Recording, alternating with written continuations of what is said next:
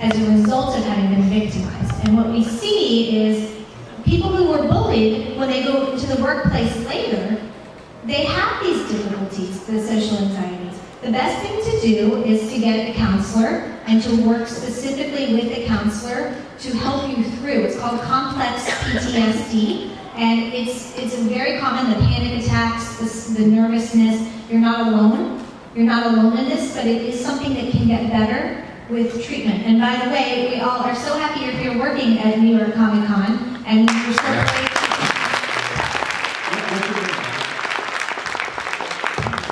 What's your name, sorry?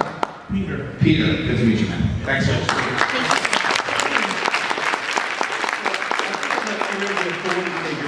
Or any other specific kind of person who's afraid of you. One thing that can help, not in every situation, but is to humanize these individuals that you're afraid of. Find out more about them as human beings.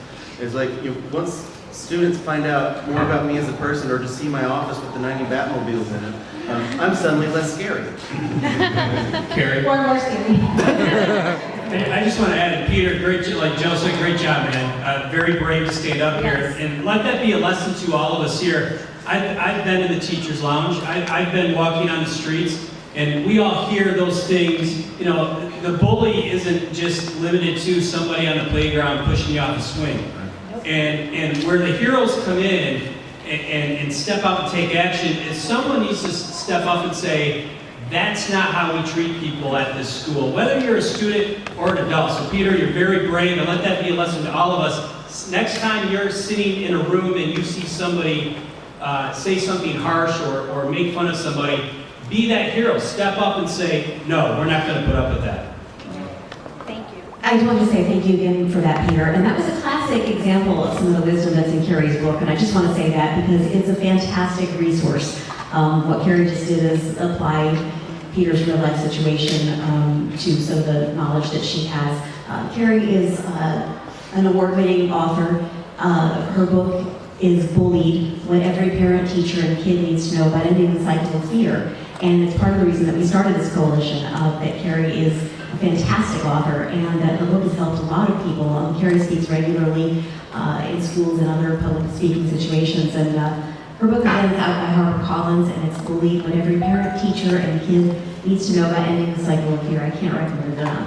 Although maybe I should change the title to Don't Be a Dick, Be a Hero.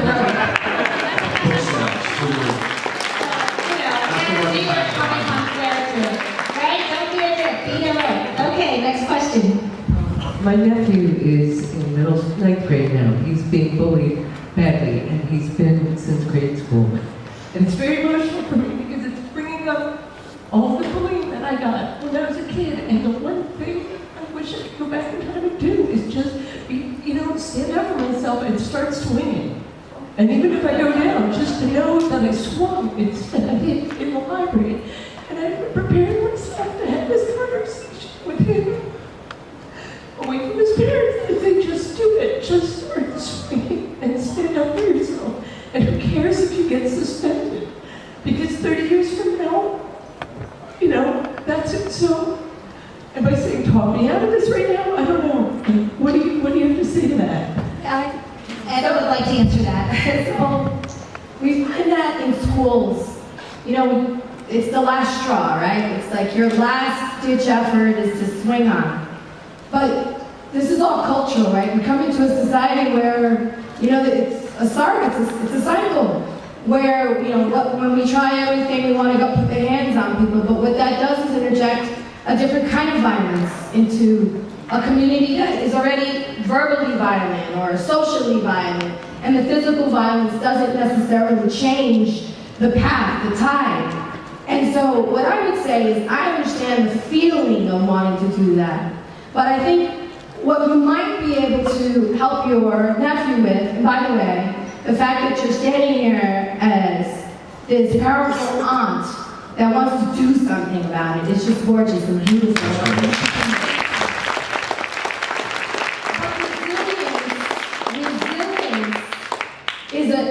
Is a skill that every human being must learn. So that every negative comment can't kill you, right? And when it happens over and over and over and over and over again, that's bullying.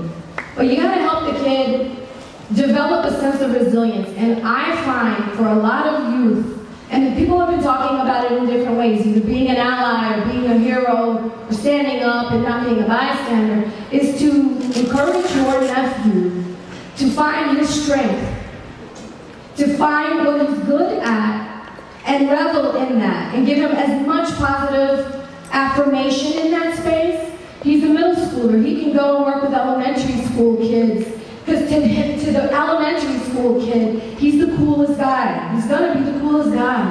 So if that's tutoring, or if that's mentoring, or if that's participating in some kind of like religious community, you know, whatever after service type thing, then find those pockets for him to practice what he brings naturally to this world. What I just like to add quickly is that no matter, I put a bully versus a role model head to head any day of the week, and a role model in a kid's life is much more impactful than a bully, and you, ma'am, are a role model for your nephew. So that's what you're doing. I don't think discourage any kid, whether they're the ones being targeted or not, if they are being snotty and cruel to somebody else, especially the kids around them, check them. And give them the mirror and say, hey, you don't want this behavior to escalate. Just because other people have been successful at hurting you that way, don't use it against somebody else. And I want to add one thing to the you that used to be. You're saying that you look back and you wish that you had just swung, or you're so frustrated about that. Studies in psychology show that many times when someone's being victimized with that power balance, you truly are somewhat paralyzed. Don't hate on yourself that you didn't do that, because at that point in time, you were not the you are 30 years later. Yeah. You were the young, scared you were then, and you probably truly were not capable of doing that. So you can't look back at yourself and say, I should have, because you were doing the best you could to get through each day at that point in your life.